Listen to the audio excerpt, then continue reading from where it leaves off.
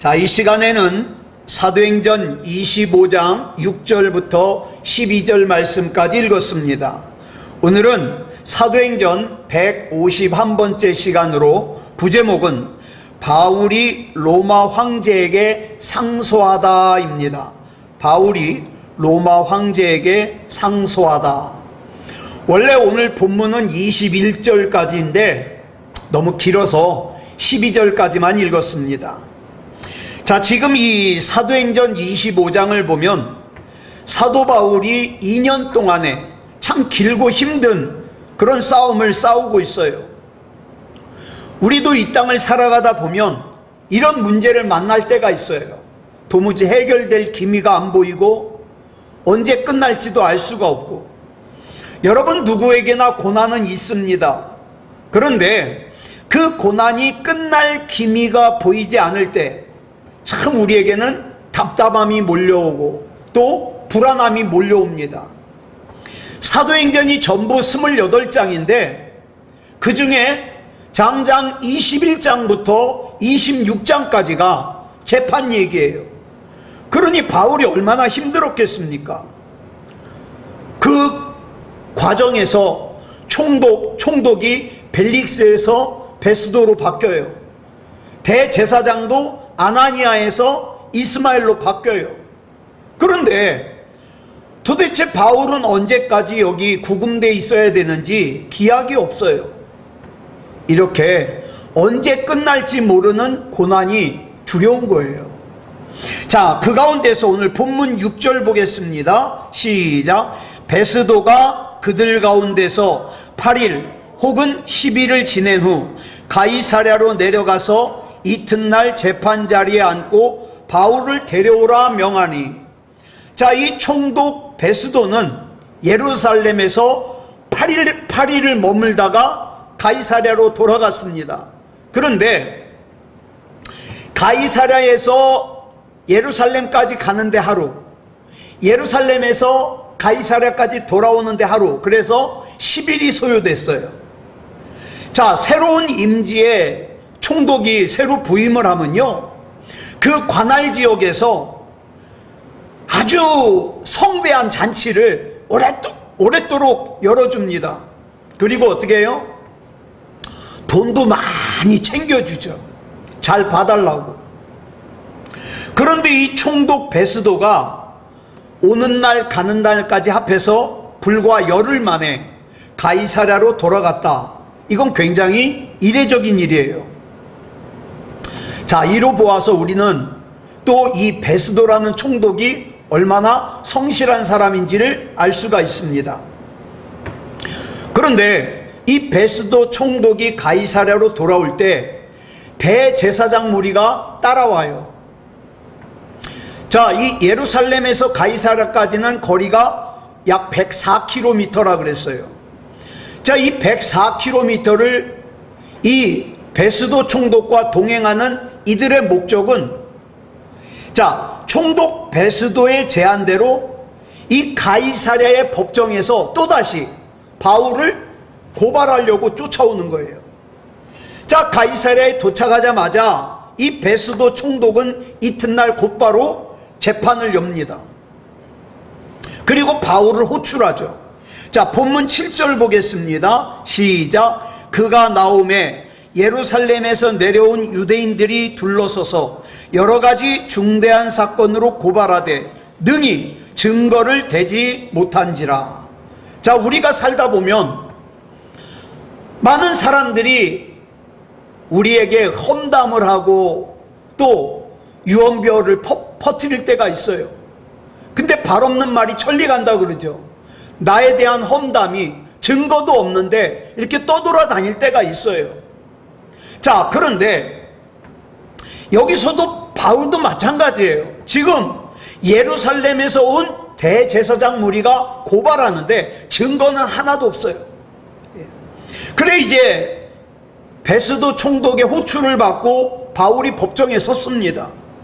근데 이번에는 대제사장 무리가 지난번에 2년 전에 올 때는 더둘로라고 하는 변호사를 데리고 왔는데 이번에는 그냥 안 데려왔어요. 왜? 지난번에 데려와 보니까 돈만 들어가고 아무 쓸모가 없거든요. 그래가지고 이번에는 데려오지 않았는데 이 대제사장 무리가 바울의 주변에 모여가지고 어떡합니까? 계속 지난번에 더둘로라고 하는 변호사가 이것저것 고발했던 내용을 이번에도 또 고발을 합니다. 그래서 여러 가지 중대한 사건으로 바울을 고발하면서 압박했다 그랬습니다. 자, 그러나 이들이 이 고발한 내용에 대한 증거는 하나도 없어요. 왜냐하면 바울이 그동안 로마 제국의 실정법을 어긴 것도 없고 또 유대교의 종교법도 어긴 게 하나도 없거든요. 그러니까 이 예루살렘에서 온 대제사장 무리의 고발 내용은 이제까지 늘 그래왔듯이 거짓 모함이에요. 그러다 보니까 증거가 하나도 없어요. 참 이런 거 보면요, 참 우리도 이 세상에서 살면서 느끼는 건데, 악한 사람은요 악한 일에 성실해요. 그죠? 나쁜 짓 하는 사람은 얼마나 나쁜 짓 하는데 성실한지 몰라요. 굉장히 열심히 나쁜 짓 해요. 그러니까 우리 믿음의 사람들은 어떻게 해야 될까요? 믿음다운 믿음을 지키는 일에 그 악한 일에 성실한 사람보다 더 성실해야 되겠죠. 이 바울에 대한 대제사장 무리의 고발이 끝난 후에 이제는 바울이 진술할 시간이 됐어요. 자, 본문 8절 보겠습니다. 시작. 바울이 변명하여 이르되 유대인의 율법이나 성전이나 가이사에게나 내가 도무지 죄를 범하지 아니하였노라 하니, 여기 보니까 우리 한글 성경에는 아니하였다라는 표현이 한 번만 등장해요. 그런데 헬라어 성경에 보면은 아니하였다라는 의미를 가진 부사가 우태인데 이 세 번 나와요. 세 번 나와. 그러니까 이런 거죠. 바울이 지금 나는 율법에 대해서도 죄를 짓지 않았고 성전에 대해서도 죄를 짓지 않았고 가이사 황제에 대해서도 죄를 짓지 않았다. 세 번 부정하는 거예요. 난 무죄다. 자, 이것은 여러분 흔히 죄진 사람들이 자기 죄 졌다 그래요? 안 졌다 그래요? 안 졌다 그래요. 그래가지고 죄진 사람들이 변호사를 대동해가지고 재판받을 때 아우 자기는 억울하다 그러잖아요. 그런데 바울은 아니에요. 바울은 진짜 죄를 안 졌어요. 예? 바울이요, 다메섹으로 가던 길에 예수님을 만난 이후에 신앙적인 죄뿐만 아니라 세상의 법도 어긴 적이 한 번도 없어요. 자, 그러니까 이 본문에서 이 가이사라고 번역된 이 카이사르가 본래 우리 영어 발음으로는 뭐라 그러냐? 시저라고 불러요. 시저. 자, 율리우스 카이사르, 이게 이 장군의 본래 이름이에요. 그런데 이 율리우스 카이사르의 양아들이 누구냐? 가이우스, 율리우스, 카이사르, 옥타비우누스. 이름이 길어요. 가이우스, 율리우스, 카이사르, 옥타비아누스. 이게 누구냐? 로마의 첫 번째 황제예요. 자, 그래서 이 사람이 로마의 첫 번째 황제가 된 다음부터 자기 양아버지의 성인 카이사르라는 이름을 갖다가 아예 로마의 황제의 고유명사가 돼버려요. 예? 그래가지고 황제라는 이름 대신에 뭘 써요? 카이사르라는 호칭을 써요.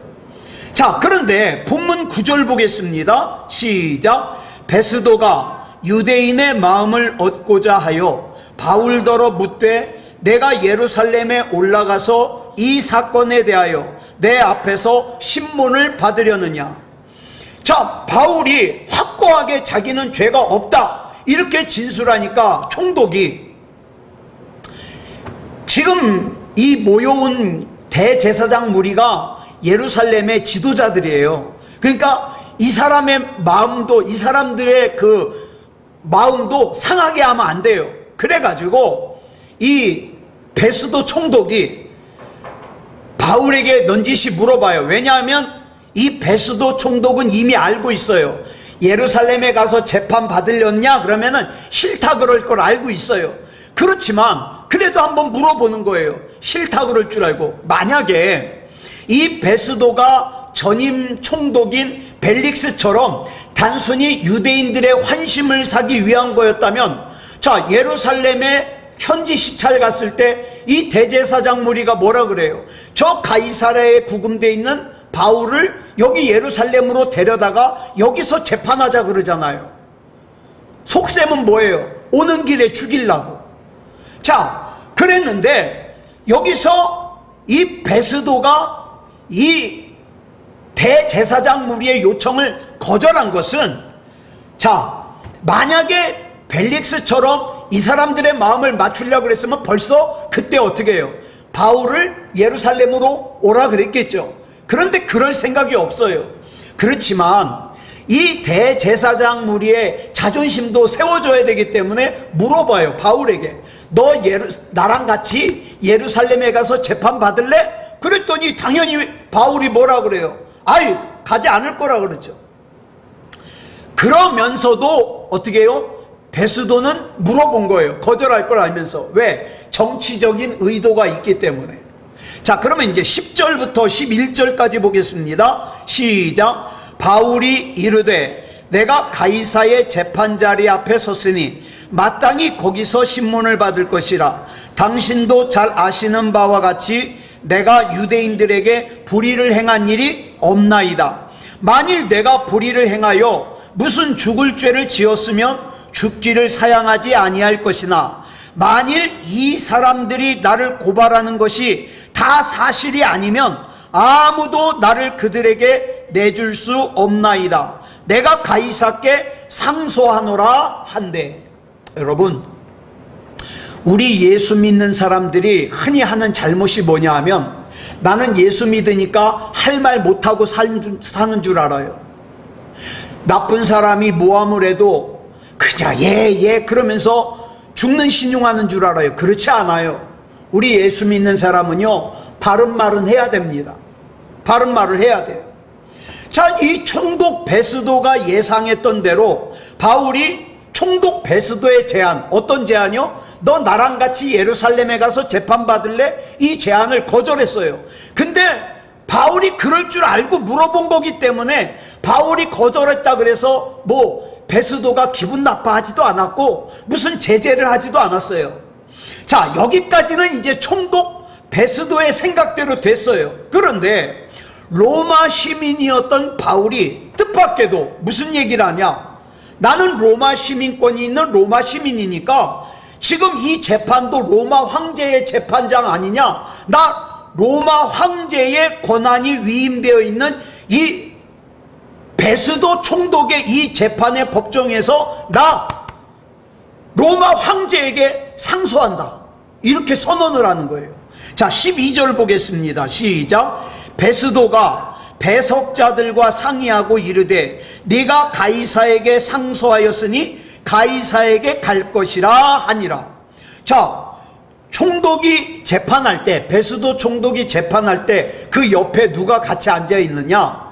법률 전문가들과 그 다음에 이 총독의 자문관들이 같이 앉아 있어요. 그러니까 바울이 나 로마 황제에게 재판받겠습니다. 그러니까 이 베스도 총독이 옆에 있는 사람들과 같이 상의를 해요. 어떻게 할까요? 그랬더니 당연히 로마 시민권이 있으면 그 청을 상소를 들어줘야 됩니다. 그렇죠? 상의한 다음에 뭐라 그래요? 로마 황제에게 상소를 한 것에 대해서 총독 베스도가 상의한 다음에 어떻게 해요? 그렇게 받아들이기로 해요. 왜냐하면 로마 황제에게 상소하는 것은 로마 시민권을 가진 사람의 당연한 권리이기 때문이에요. 자, 근데요, 이게 재판에서만 끝나는 것이 아니라 이게 굉장히 중요한 사건이에요. 왜? 지금 바울이 자기도 모르는 사이에 내가 로마 황제에게 재판을 받겠습니다라고 상소를 했다는 건 어떤 의미를 포함하느냐? 이 바울이 로마로 갈 방법까지 결정이 된 거예요. 자, 바울이 세 번째 전도 여행 중에 에베소라는 곳에서 어떻게 해요? 내 생명을 바칠 마지막 전도 대상지는 어디라고 결정됐어요? 로마 제국의 심장인 로마라는 사실을 깨달았어요. 그래서 이제 바울은 그때부터 로마로 가야 돼요. 자, 그런데 로마 제국의 심장인 로마로 가야 되겠는데, 그건 결정이 됐는데 어떻게 갈 거냐, 이건 결정이 아직 안 됐었어요. 그런데 지금 이 바울이 나 로마 제국의 황제에게 재판받겠습니다 라고 상소하는 순간 로마 제국의 심장인 로마까지 갈 방법이 결정된 거예요. 자, 로마 황제에게 상소한 사람이 로마 황제에게 재판을 받을 때까지는 로마의 군인들이 그 사람을 지켜야 될 의무가 있어요. 자, 만약에 이런 생각을 해봐요. 바울이 예루살렘에서 붙잡히지 않았어요. 죄가 정해지지 않았어요. 그리고 천부장에게 끌려가지 않았어요. 또 천부장이 가이사랴로 데려오지 않았어요. 그랬다면, 그냥 바울을 예루살렘에서 풀어줬다면, 바울을 죽이기 전에는 먹지도 않겠다고 마시지도 않겠다고 결단한 그 40명이 넘는 유대인들이 바울을 어떻게든지 죽였겠죠. 그런데 로마군 병사들이 바울을 지키기 때문에 바울을 죽일 수가 없어요. 게다가 자, 이 가이사랴에서 로마 제국의 심장인 로마까지는 거리가 2240km예요. 굉장히 멀죠. 자, 근데 이 먼 거리를 바울은 가야 되는데, 바울이 혼자 몸으로 간다면 그 유대인 암살단이 바울을 죽이려고 노리잖아요. 그러니까 바울이 이 당시에 안전하게 로마에 가기 위해서는 가장 좋은 방법이 뭡니까? 로마 제국의 군인들의 보호를 받는 거예요. 이거보다 더 안전한 곳이 없어요. 그러니까 바울의 입장에서 한번 생각해 봐요. 바울이 2년 동안 가이사랴에 구금돼 있었어요. 얼마나 억울해요. 죄도 없는데.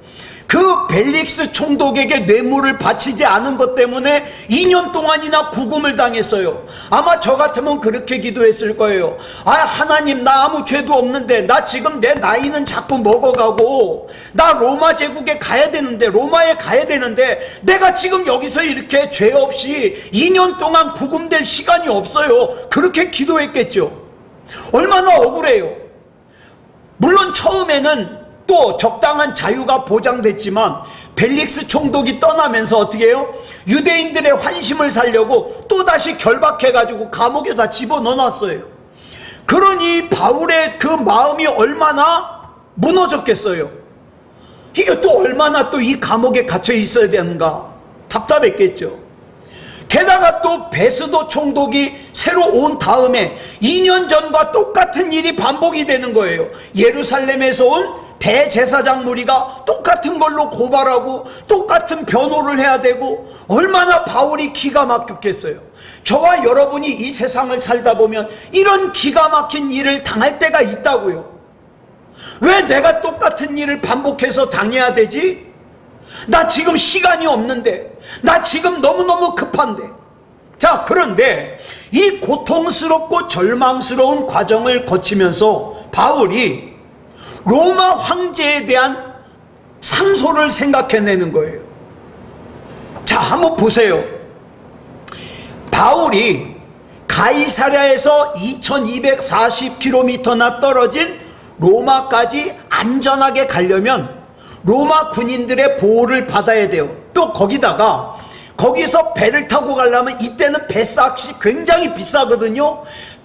비싼 배싹도 내야 되죠. 그 다음에 가는 동안에 먹고 자는 것도 해결해야 되죠. 얼마나 돈이 많이 필요한지 몰라요.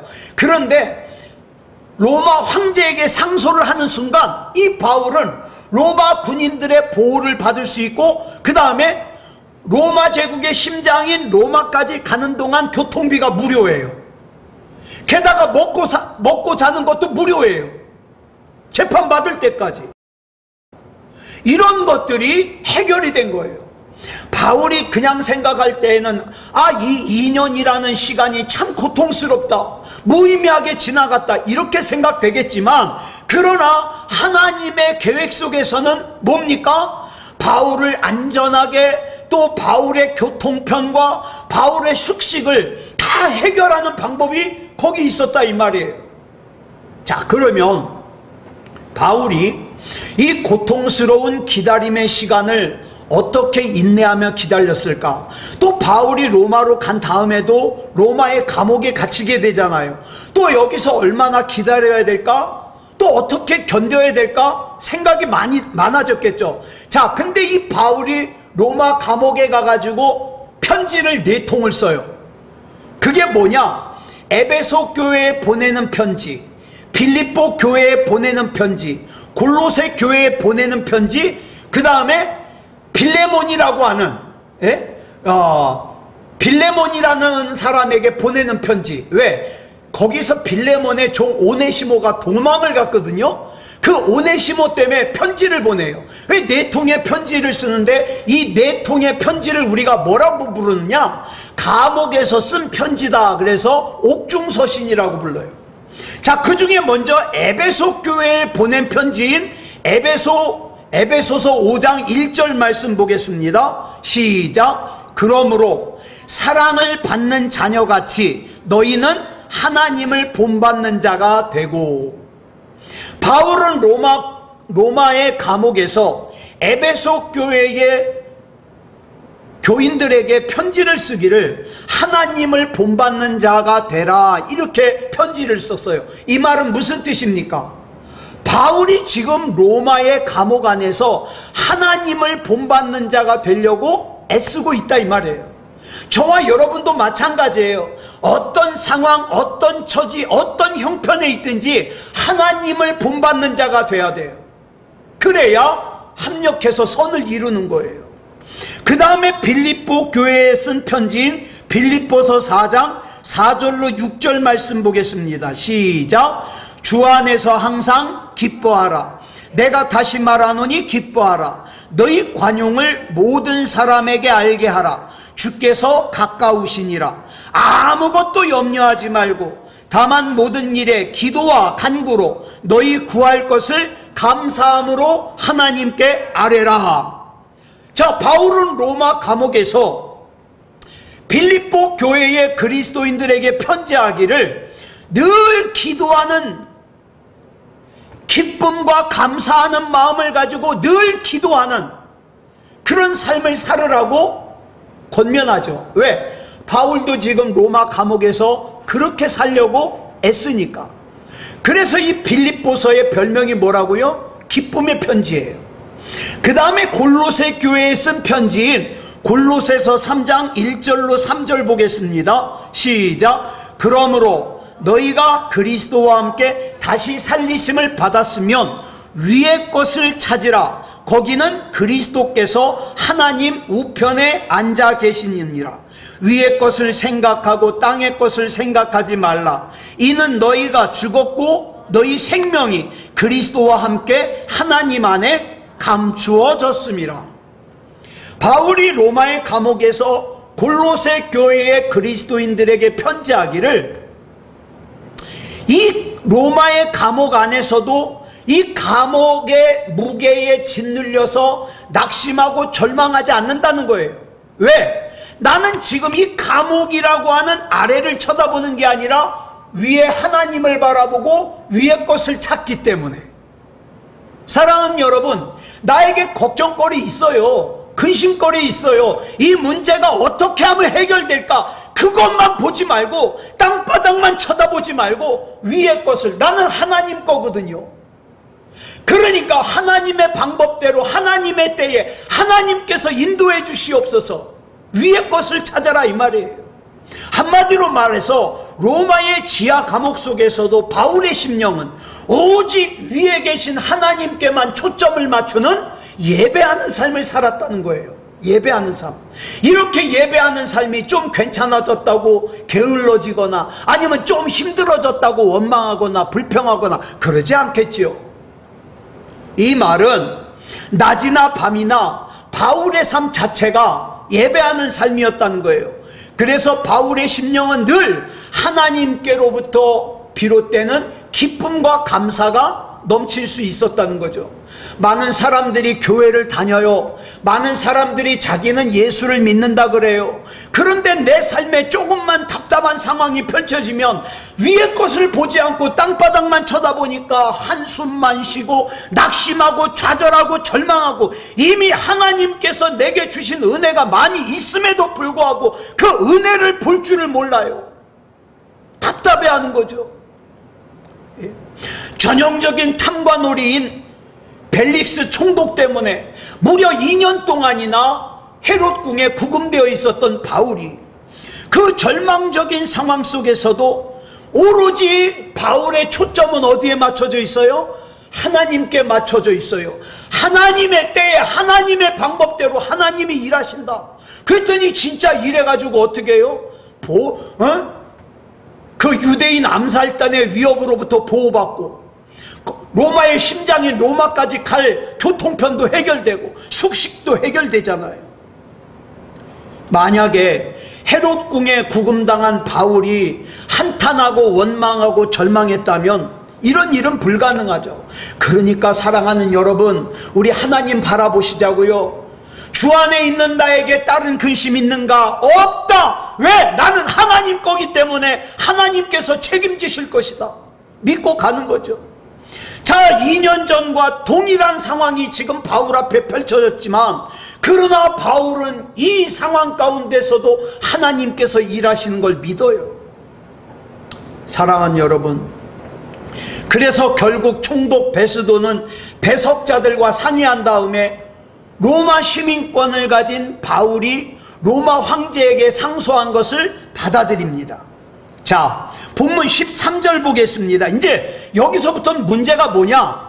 갑자기 이 바울이 상소를 한다니까 이 베스도가 로마 황제에게 이 사건이 어떻게 진행된 건지를 보고서를 써야 돼요.